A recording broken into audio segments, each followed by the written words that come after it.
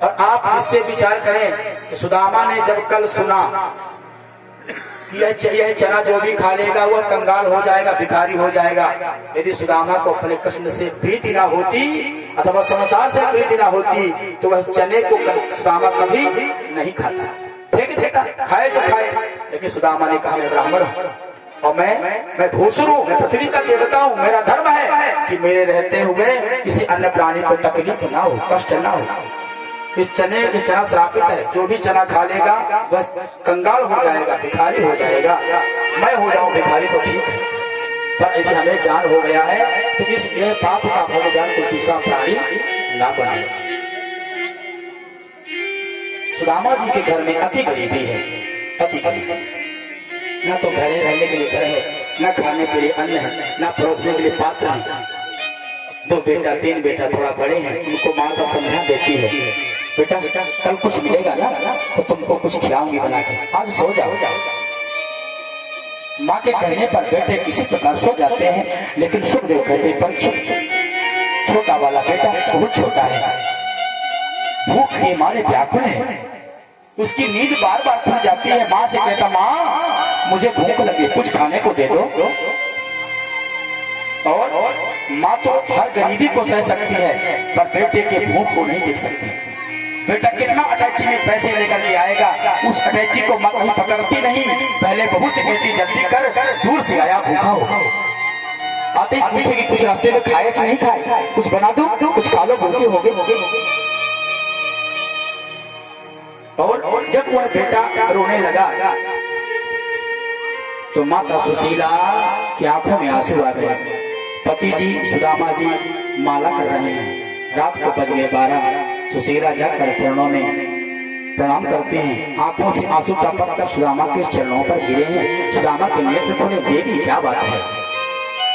सुशीला कहती है कि रो रो के कहती सुदामा किनारे, रो रो के कहती सुदामा किनारे, हरि यो गरीबी अब ना सताए। रो रो के कहती सुदामा किनारे, रो रो के कहती सुदामा किनारे, हरि यो गरीबी अब ना सताए।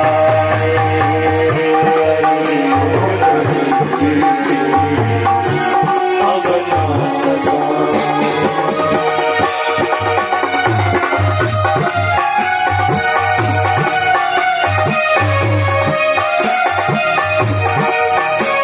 सताए।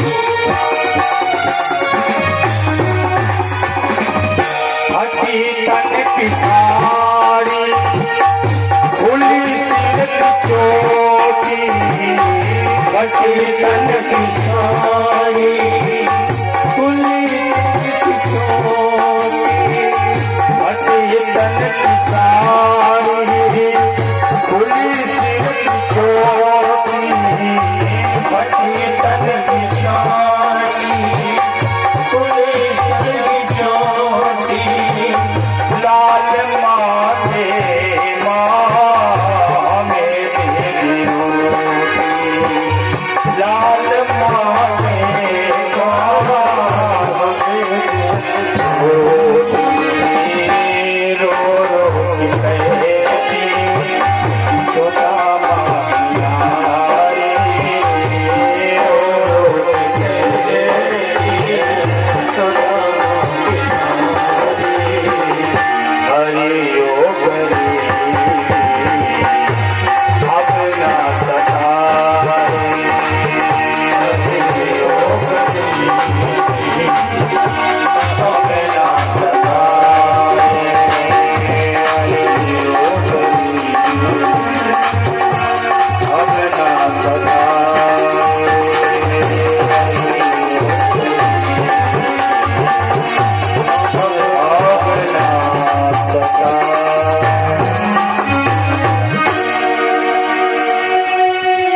सुशीला सुदामा के चरणों में कहते हैं प्रभु हमें गरीबी से यह पीड़ा नहीं है, पर ये छोटा वाला आपका बेटा इसे नींद नहीं आती, ये भूख के मारे व्याकुल है। सुदामा ने सांत्वना दी, देवी भगवान पर आस्था रखो, विश्वास रखो, जरूर कहीं न कहीं व्यवस्था हो, सवेरा होने दो। माता सुशीला ने मन में सोचा यदि इनसे कहूं कि जाओ और जाकर के तुम किसी से मांगो कि ये मांगने जाएंगे नहीं, क्योंकि स्वाभिमान इनके जीवन का आभूषण है। ये इतने स्वाभिमानी है कि किसी के दरवाजे पर मांगने जाएंगे नहीं। तो माता सुशीला ने कहा स्वामी मैंने एक बार आपके श्रीमुख से सुना था कि द्वारिका के अधीश्वर द्वारिकाधीश भगवान श्री कृष्ण आपको बचपन के सखा है।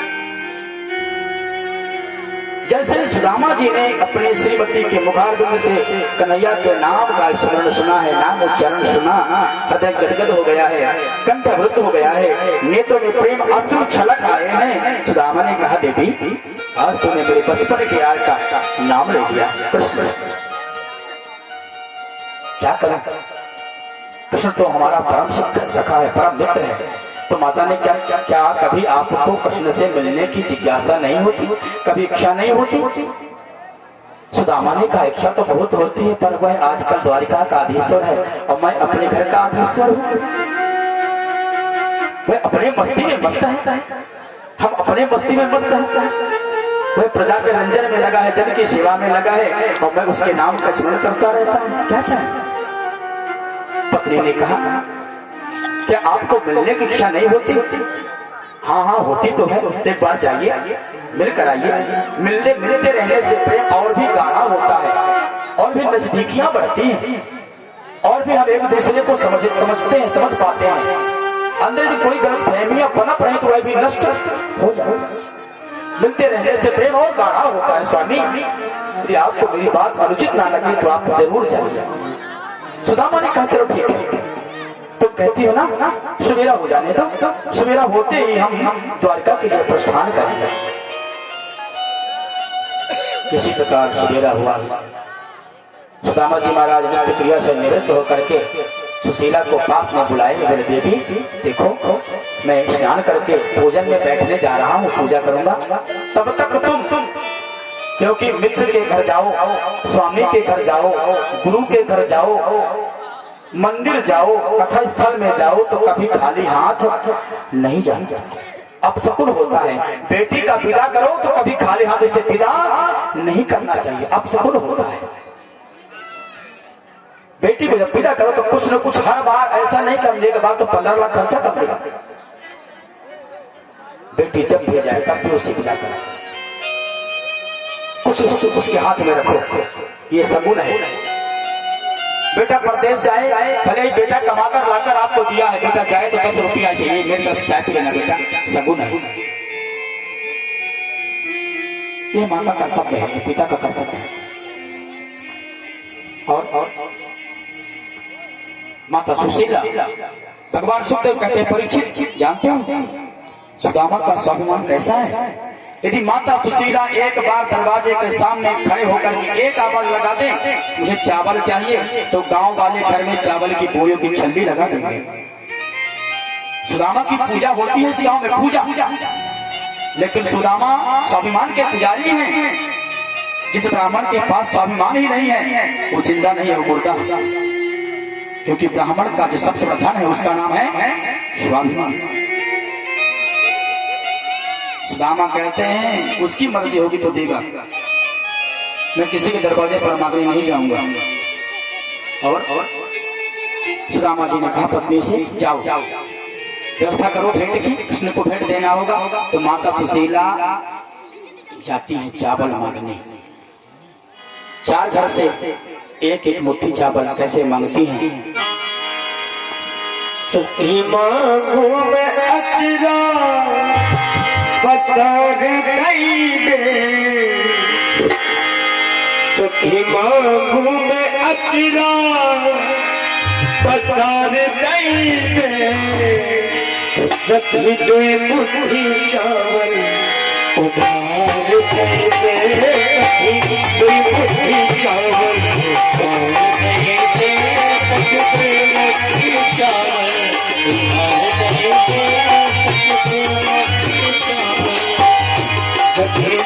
घूमे अचला पसार नहीं दे, बागों में अचला पसार नहीं दे, बागों में अचला पसार नहीं दे, बागों में अचला सखी तुई मुट्ठी चावल हार गई दे, सखी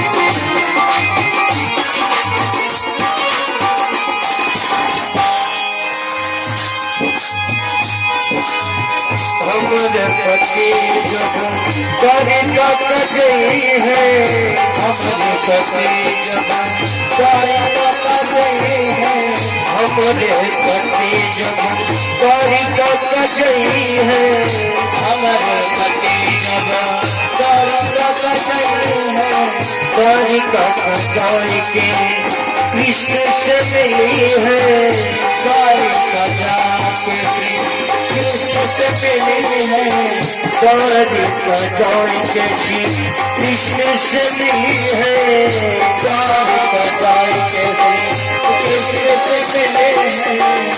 इस घाटन पे इतना उपकार नहीं दे, घाटन पे इतना उपकार नहीं दे, दीप बिना इस भागन पे इतना उपकार कैसे, भागन पे उपकार नहीं दे, सखी कोई मुट्ठी चावल हार गई,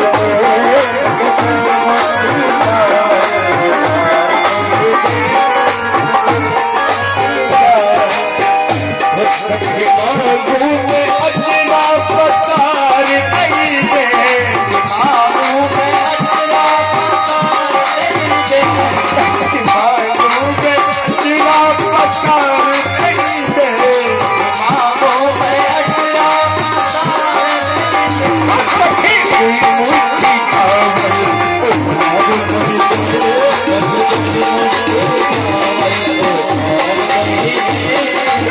कोई मुट्ठी चावल हार गई, कोई मुट्ठी चावल हार गई, सखी कोई मुट्ठी चावल हार गई,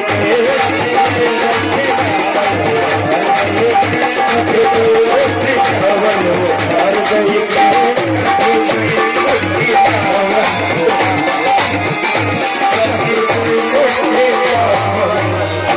हार गई दे, सखी कोई मुट्ठी चावल। पूजा से निवृत्त हुए माता सुशीला 4 घर में जाकर के एक एक मुट्ठी 4 घर से मांगकर लाई। 4 मुट्ठी चावल को एक बिकते कपड़े में माता सुशीला ने बांधा।